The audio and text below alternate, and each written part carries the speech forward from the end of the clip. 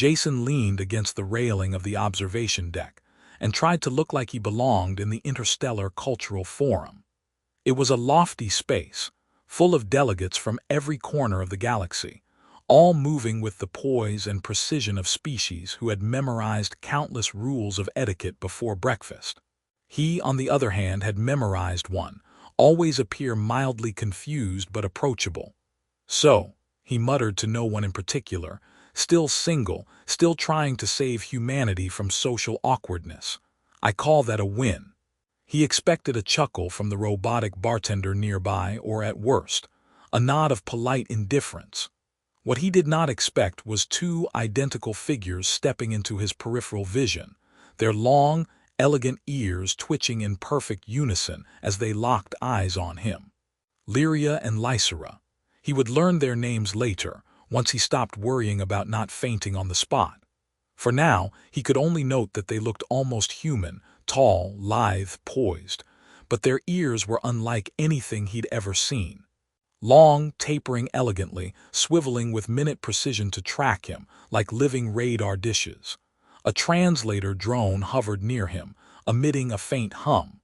"Your statement," it said, "has been interpreted under Thrin custom as a declaration of availability." Jason coughed. "Wait, what?" "You are now subject to coordinated evaluation," the drone continued, entirely too cheerfully. "Compliance recommended." Jason blinked. "Evaluation? I was telling a joke." A soft shift in the twins' posture told him that this was not a moment to joke further. Their synchronized gaze made him feel like a holographic projection caught in a scanning beam. He swallowed. Hello, I meant humor, not commitment." One of the twins tilted her head. Jason wasn't sure which, since they moved in near-perfect mirroring. "Intent is noted," she said. "Meaning must be verified." Jason scratched his neck. "I can verify. I mean clarify, clarification mode activated." He half smiled. "I'm funny, I have a mortgage, I bake occasional cookies, please consider all that." The twins exchanged a glance.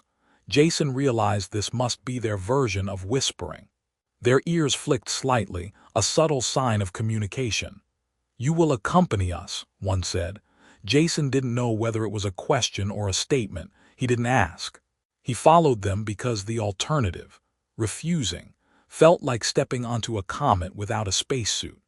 They led him through a corridor of glowing panels displaying interstellar charts, holographic symbols hovering midair, and a ceiling that shifted to mimic the rotation of nearby nebulae.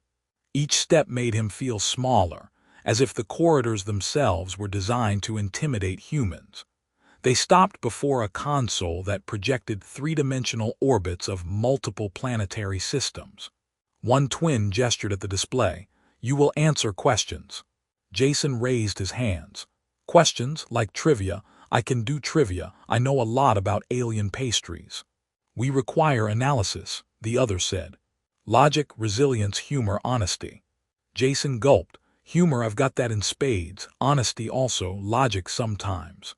The first question appeared in holographic form. A planet was facing catastrophic resource depletion. "Food versus medicine. Choose." Jason blinked. "Oh well, food. I mean the medical facilities are useless if people starve. Right, right, that's logic, I think." The twins' ears swiveled minutely. Jason interpreted it as approval, though he could be wrong. "Does that earn points?" he asked. "You may explain your reasoning," one said. He launched into a convoluted argument, juggling probabilities and potential outcomes, inserting jokes about human incompetence with orbital farming, and occasionally wondering if he sounded more like a diplomat or a stand-up comic. The twins listened without interruption. Their ears twitched at every subtle emphasis. Another holographic challenge appeared, a rogue asteroid approaching a mining colony. Decisions needed in seconds. Evacuate or attempt deflection. Jason's brain fired in all directions. Evacuate? No. Deflect? Risky. Can we combine? Okay, yes, we combine. Physics joke, don't try this at home. The twins tilted their ears. "Your improvisation is noted," one said. Jason sighed. "I feel like a lab rat with two very stylish supervisors." You are observed, they corrected.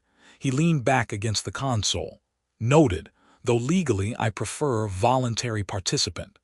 The next trial involved conversation with delegates from a crystalline species and a gaseous entity whose form constantly shifted. Jason had to negotiate without offending anyone while inserting occasional self-deprecating humor to keep tension manageable. He cracked jokes about how humans were genetically predisposed to misinterpret alien customs, and the twins' ears twitched again, nearly imperceptibly.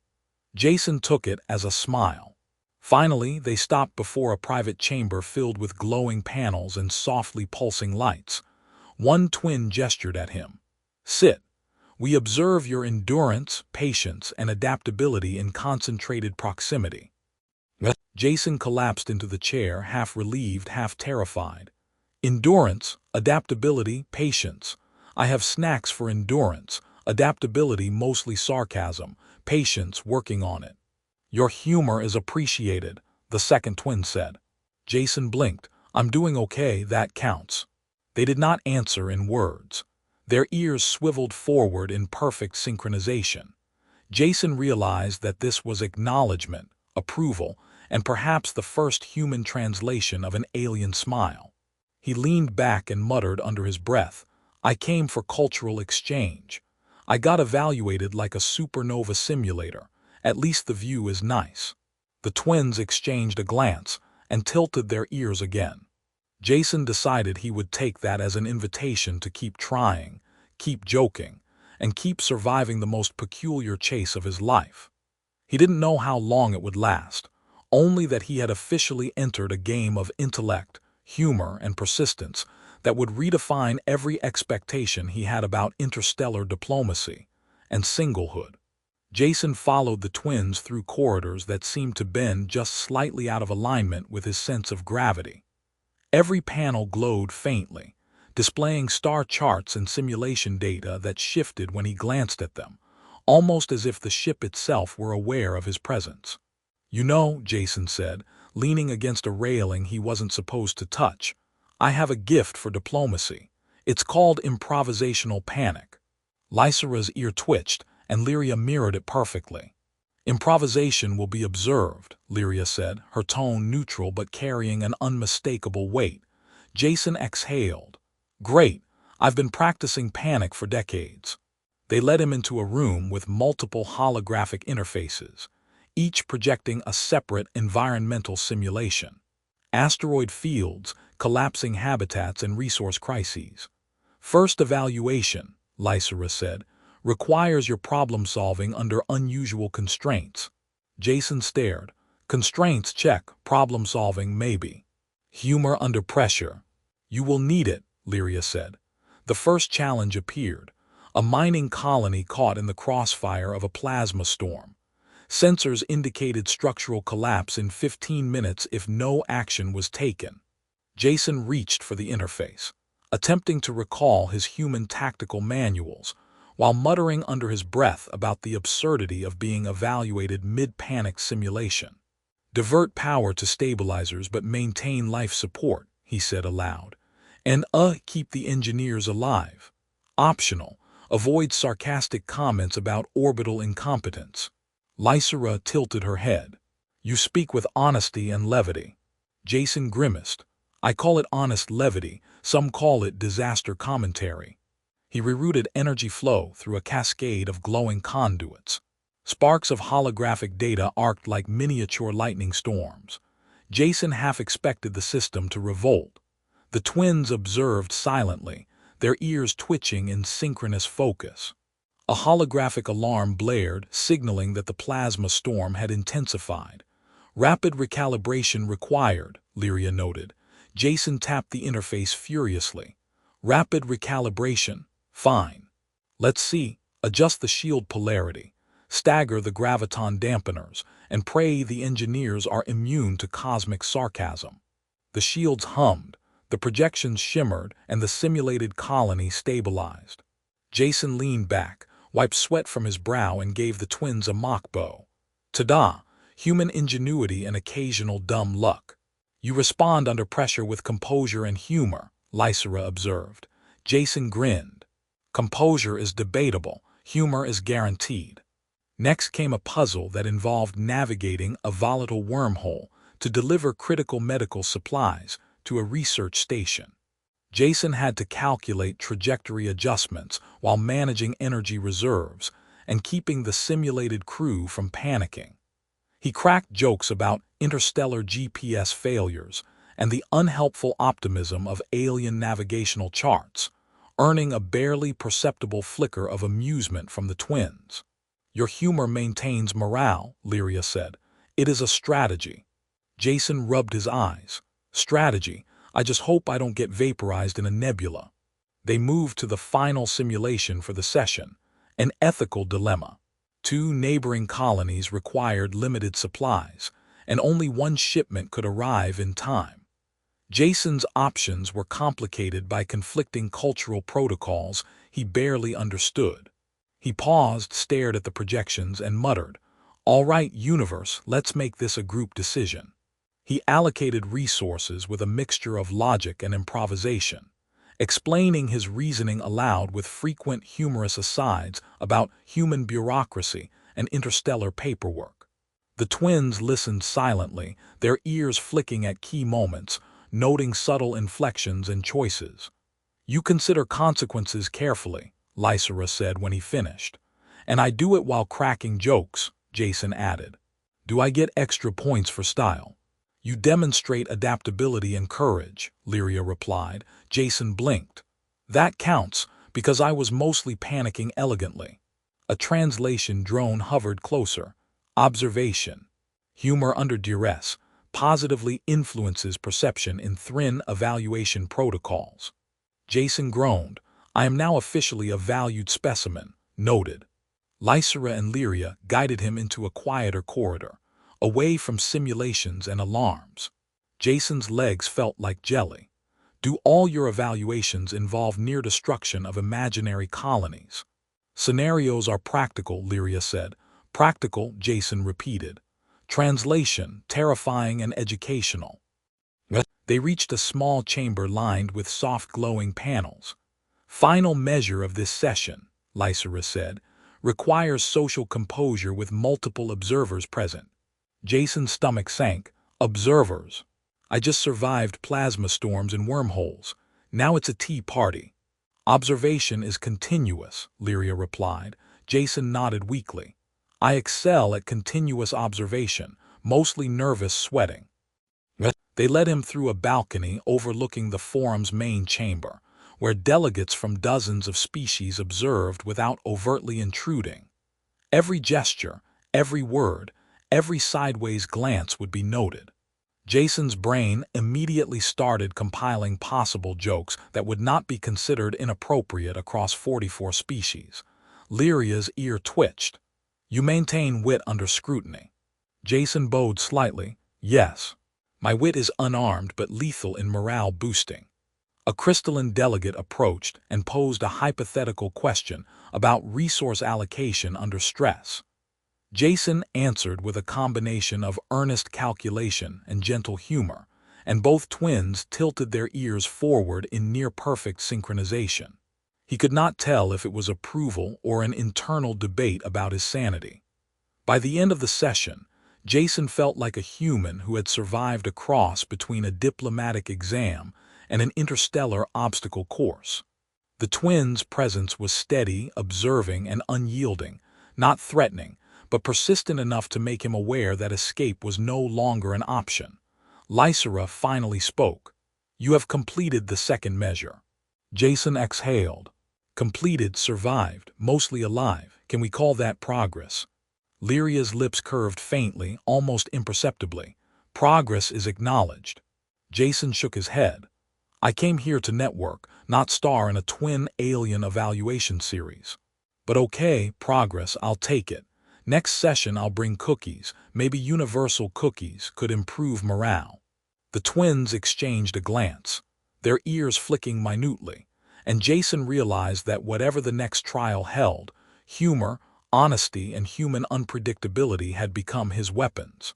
He didn't know what the twins' next test would be, but he was determined to survive with dignity, and possibly jokes intact.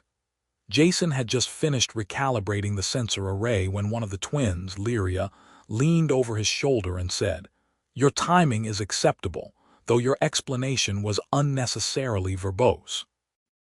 "I like to narrate for dramatic effect," Jason replied, fingers hovering over the control console.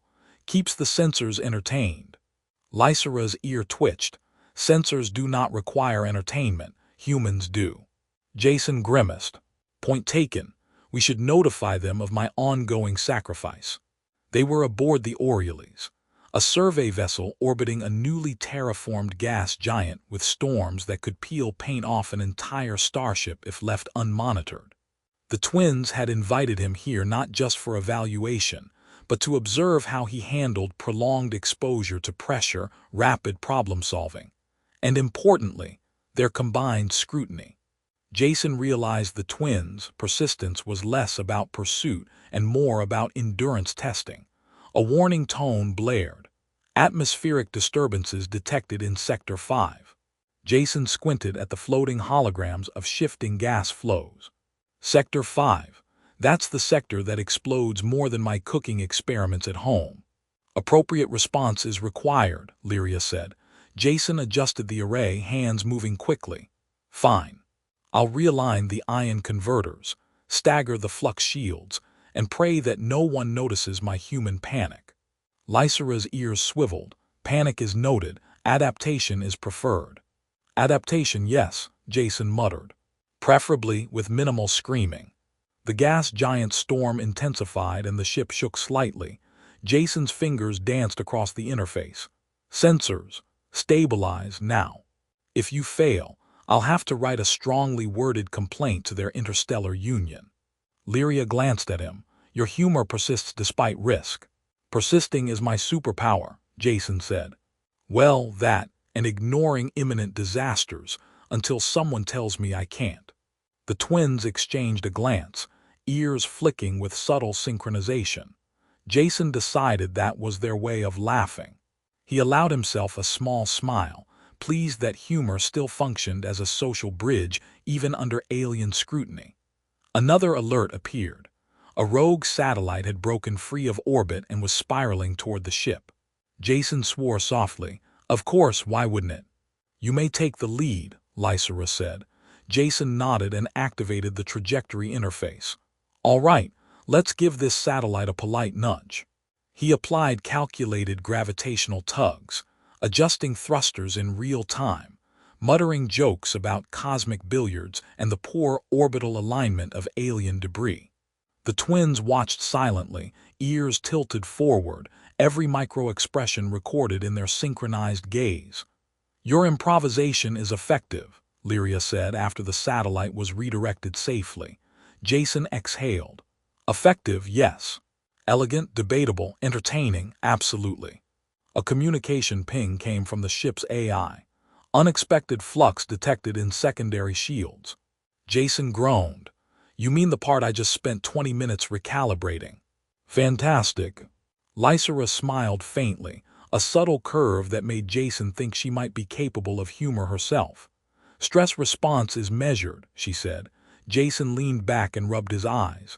"Stress, yes. Also mild panic, but we'll call it character development." They moved to the observation deck, where holographic projections of the gas giant and its turbulent atmosphere rotated slowly in midair. Jason glanced at the twins. "So what's next? More simulations, a duel with meteorites." "Scenario exercises continue until evaluation criteria are met," Lyria replied. Jason waved at the holograms. "Do they at least take breaks? I need coffee, or at least a snack that isn't simulated." Lysera's ears flicked. "Coffee is permitted during observational periods."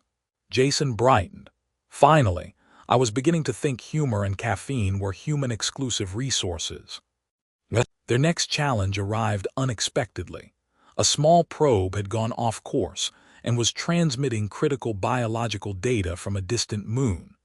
Jason had to recapture it without disturbing the moon's fragile ecosystem, ethers and stabilizing gravitational fields while making self-deprecating remarks about human engineering. The probe stabilized, and the twins inclined their heads in near-perfect unison. "You demonstrate patience and ingenuity," Lyria said. Jason raised an eyebrow. "Patience, yes. Ingenuity occasionally, mostly luck and panic management." Lysera's ear flicked again. "Adaptability, under continuous observation, is noted." Jason slumped into a chair. "Observation, yes. Also mild existential terror. Can we note that as well?" The twins did not answer verbally. Their ears twitched slightly, and Jason took it as acknowledgement. "Cool. I like it when silent approval feels like a trophy." The day continued with simulations of diplomatic negotiations between volatile planetary systems. Jason was forced to balance ethics, resource distribution, and alien etiquette while inserting humor to prevent everyone from panicking, including himself. He made jokes about overcomplicated alien legal codes, muttered sarcastic remarks about interstellar etiquette, and occasionally performed ridiculous hand gestures to emphasize absurd points. The twins observed quietly, ears flicking in minute, synchronized motions that felt like a metronome measuring his endurance. Finally, they guided him to a private chamber bathed in soft violet light. "Your composure, humor, and decision-making have been under continuous evaluation," Lyria said. Jason leaned back, feeling drained but oddly exhilarated. "Continuous evaluation. That's my specialty." "Well, if you call surviving chaos a specialty." Lysera's ears twitched slightly forward. "You remain cooperative despite fatigue." Jason smiled weakly. "Cooperative-ish, mostly sarcastic. I call it teamwork." Lyria inclined her head. "Your human persistence is remarkable." Jason gave a mock bow. Thank you, I accept this medal in verbal form." Lysera's ear flicked once, almost like a wink. Jason decided that was a good sign. As he left the chamber, Jason realized that the twins' chase was far more than pursuit. It was a relentless, clever evaluation of wit, composure, and adaptability. And he, a human armed with humor, stubbornness, and questionable decision-making, was surprisingly surviving. He muttered to himself as he followed them down the corridor. "I came for interstellar networking. I got interstellar endurance training with style, and apparently I'm winning at it." The forum's main chamber buzzed with activity, but Jason felt as though the crowd were made of stars instead of delegates. Holographic panels hovered in every direction, displaying translations, cultural protocols, and ongoing debates. He followed the twins' synchronized steps, trying to appear confident while secretly calculating which species might find his jokes offensive. "You realize," he muttered under his breath, "that making a joke in the wrong language could trigger interstellar incident level 3. Lysera's ear twitched. "Your observation is accurate. Exercise caution." Jason grinned. "Caution is my middle name, right after mostly unprepared." They paused at the center of the chamber, where representatives of crystalline, gaseous, and insectoid species had already gathered. Lyria inclined her head toward Jason. "Maintain composure and wit. Your evaluation continues under public scrutiny." Jason's stomach flipped. Public scrutiny? Excellent. I was hoping to debut my nervous sweating in front of 36 species simultaneously. The first challenge came swiftly, a procedural dispute between a water-based species and a metallic construct delegate. Jason was expected to mediate without showing bias. He leaned slightly forward, tapping a console. "So, hypothetically, if one of you accidentally floods the other, can we negotiate insurance coverage?" Asking for a friend. A ripple of laughter, mostly polite, partly confused, passed through the chamber. Jason blinked. "Okay, maybe not the best approach." The twins exchanged a glance, ears flicking. "You maintain humor while adjusting to social tension," Lyria observed. Jason exhaled. "Adjusting is my specialty, usually after panicking first." A holographic alert appeared, a minor technical anomaly in the chamber's environmental regulators. The air shimmered slightly as subtle shifts of gravity attempted to throw delegates off balance. Jason muttered, Ah, the classic gravity hiccup trick, always a crowd pleaser. Lysera's ear twitched. Your levity under instability is noted. Jason gave a small bow. Levity optional, survival instinct mandatory. Next, a crystalline delegate posed a moral question about resource distribution on a newly colonized asteroid. Jason had to answer quickly while keeping multiple species appeased. He leaned back slightly, fingers drumming, and said, "Well, if we ration the helium-3 evenly but allow extra credits for diplomatic jokes, everyone should be happy, or mildly confused, which honestly is close enough." The twins observed silently, ears flicking, analyzing, recording every inflection. Jason realized that humor was no longer just a personal defense mechanism. It was an unspoken currency in this cultural minefield. "Your solutions integrate diplomacy and levity," Lyria said. Jason's smile was tight. "I call it surviving with style." The next test came in the form of a collaborative debate. Jason and the twins had to present a united position on interstellar trade ethics, balancing the interests of at least 6 species while keeping humor, clarity, and respect intact. Jason whispered to himself, "Okay, just remember, keep it clever, avoid accidental insults, and don't trip over the hollow cables." Lyria began speaking first, precise and measured. Lysera added subtle nuances, finishing sentences he hadn't realized needed finishing. Jason chimed in with timely quips about bureaucratic inefficiency, misaligned quantum tariffs, and the human penchant for overcomplicating everything. The chamber responded with polite nods, occasional laughter, and careful attention. "You demonstrate adaptability in a complex social system," Lysera said once the debate ended. Jason wiped sweat from his brow. "Adaptability, yes. Grace debatable, comedy timing impeccable." The twins led him to a balcony overlooking the forum's atrium, where delegates could watch without participating. Jason tried to inhale deeply, but the sight of dozens of alien eyes, even holographic ones, made his knees feel like liquid hydrogen. "You may reflect on your responses while under observation," Lyria said. Jason tilted his head. "Reflect? I'm still trying to survive them noticing I just spilled figurative coffee on the negotiation." Lysera's ear flicked. "Acknowledgement of self-awareness is noted." Jason chuckled nervously. "Excellent, so we're scoring self-deprecation now. I excel at that." A gaseous delegate floated by and projected a question about potential cultural misunderstandings between species. Jason answered honestly, weaving humor through his explanation to diffuse tension. He even managed a small pun about interstellar coffee beans, which earned a faint, appreciative flick from the twins' ears. "You preserve composure and wit under scrutiny," Lyria said. Jason slumped slightly. "Composure, check. Wit, I think. Survived without intergalactic incident, definitely." An insectoid delegate approached, antennae twitching. "Human delegate, explain why humor is effective in conflict resolution among your species." Jason smiled, leaning casually on a console. "Because sarcasm, self-deprecation, and the occasional ridiculous gesture are cheaper than laser weaponry and less likely to start interplanetary war." The twins' ears flicked minutely in perfect unison. Jason took this as approval. "Yes, I win something, right? Even a holographic cookie." "Your approach balances levity and reason," Lysera said. Jason grinned. "Levity and reason. I should put that on my resume." Finally, the session concluded with the twins guiding him to a quiet chamber lit by ambient starlight streaming through reinforced glass.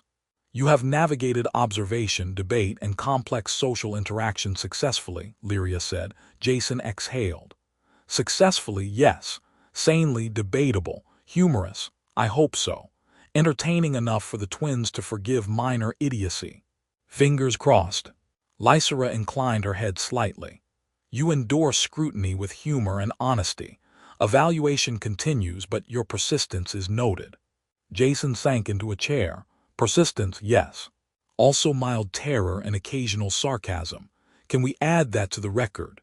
The twins exchanged a glance, ears flicking. Jason decided that men approved. He whispered to himself as he followed them from the chamber, "I came for interstellar networking. I got public evaluation and moral calculus with style, and somehow I'm still standing." Jason stepped onto observation deck 9, the glass floor revealing the swirling auroras of the gas giant below. The twins were already there, standing side by side, ears perfectly synchronized as if they shared one nervous anticipation. Jason swallowed.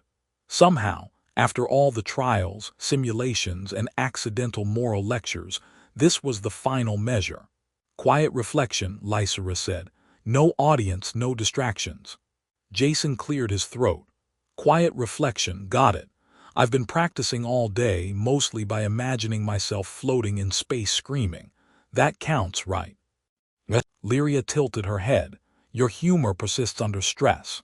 Jason gave a small grin. "Stress? Oh, just my daily condition. Humor is optional. Survival is mandatory." The twins gestured toward the panoramic viewport. "Speak freely," Lyria said. "Your perspective on the chase and yourself will be considered." Jason hesitated. He wanted to be clever, to make a quip that would somehow summarize weeks of interstellar evaluation without accidentally insulting anyone, including himself. He took a breath. "When this started," he said, "I thought I'd made a joke that was harmless. I didn't know it would turn into this. Into you two, into simulations, moral quandaries, diplomatic chaos, and near-death experiences that were mostly metaphorical. I thought I'd be observed, maybe embarrassed. Instead, I learned something. That I can adapt, that I can survive scrutiny, that I can, barely, juggle logic, ethics, and humor at the same time." Lysera's ears flicked forward, a slight curve in their tips, as if she were smiling without moving her lips. Jason continued, "I also learned that what I thought was a simple statement about being single is much more. It's a doorway to understanding, patience, and the subtle art of reading someone else's culture. And yes, it's terrifying, but I've enjoyed most of it." Lyria nodded. "You have endured, you have reflected, you have adapted. Your intentions remain clear, even when misunderstood." Jason raised an eyebrow. "Clear intentions, not guaranteed to prevent chaos but worth striving for." "Your growth is noted," Lysera said. "Final measure, choice." Jason blinked. "Choice? Do you wish to continue engagement under your understanding of the chase?" Lyria asked. "Or do you wish to withdraw?" Jason thought about every simulation, every observation, every awkward pun he had delivered while alien ears twitched in perfect alignment. He thought about humor as currency, persistence as endurance, and curiosity as a bridge between civilizations. "I choose to continue," he said finally. "Not for ceremony, not for performance, not for evaluation. I choose because it is worth understanding, and because I respect both of you and what this process has taught me." Lysera's ears flicked upward, more pronounced this time. "Acknowledged, mutual accord achieved." Jason exhaled, a mixture of relief and disbelief. "Mutual accord sounds fancy. I hope that comes with snacks." Lyria's lips curved slightly. "Your humor remains valued." Jason grinned. "Well, I had to keep my signature style intact. Wouldn't want to disappoint two highly observant alien twins." "You have demonstrated sincerity, wit, and adaptability," Lysera said. "These qualities ensure that the chase concludes without ambiguity." Jason felt a weight lift. "So, no more moral dilemmas, plasma storms, or public scrutiny today." "None unless you provoke them," Lyria replied. Jason leaned back, watching the auroras swirl below. "I came for a simple joke. I got a full course in interstellar psychology, alien ethics, and twin observational synchronicity, and somehow I'm better for it. Or at least more aware of my terrible jokes." Lysera tilted her head. "You are aware, you have adapted, you have grown." Jason smiled genuinely. "Growth, check. Awareness, check. Humility, debatable but improving." The twins stepped closer, closing the final distance between observation and interaction. Jason realized this was no longer a test, No longer a chase in the strictest sense. It was equilibrium, mutual understanding, and the acknowledgement of effort and character. You may offer words freely now, Lyria said. Jason considered this. He searched for the right balance between humor, honesty, and respect. I admire your clarity, your patience, and the way you do not shy from challenge. And I promise to keep my jokes reasonable, well, as reasonable as humanly possible. Lysera's ears flicked once in perfect synchrony. Jason decided that was their highest form of approval. The chase concludes, Lyria said. Engagement is now based on choice, not ritual. Jason exhaled, smiling. Choice, much better than ritual, much better than plasma storms. The observation deck settled into quiet. The twins watched him, not as evaluators, but as equals who had witnessed his persistence, humor, and adaptability.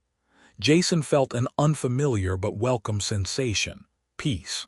Not triumph, not relief exactly, but alignment. I have changed, he said softly. You have, Lysera confirmed. Jason grinned. And survived, mostly. Lyria inclined her head. Mostly is sufficient. Jason leaned against the railing, watching the swirling gas and distant stars. He realized that the chase had not been about him being single or about impressing two alien twins. It had been about testing the limits of understanding, humor, patience, and human adaptability. And he had passed, not perfectly, but genuinely. Jason murmured almost to himself, I came for a joke. I got interstellar insight, friendship, and a lesson in surviving long-eared twins. I call that a win. Lysera's ears flicked again. Lyria's mirrored her exactly. Jason laughed quietly. I think that means we're done here. Yes, they said in unison. The chase is complete. Jason watched the auroras, the distant stars, the rotating nebulae. For the first time in days, he didn't feel evaluated or pursued. He felt balanced. And he knew with a quiet certainty that he had grown, that humor, honesty, and persistence could bridge worlds, and that sometimes a single offhand joke could change everything.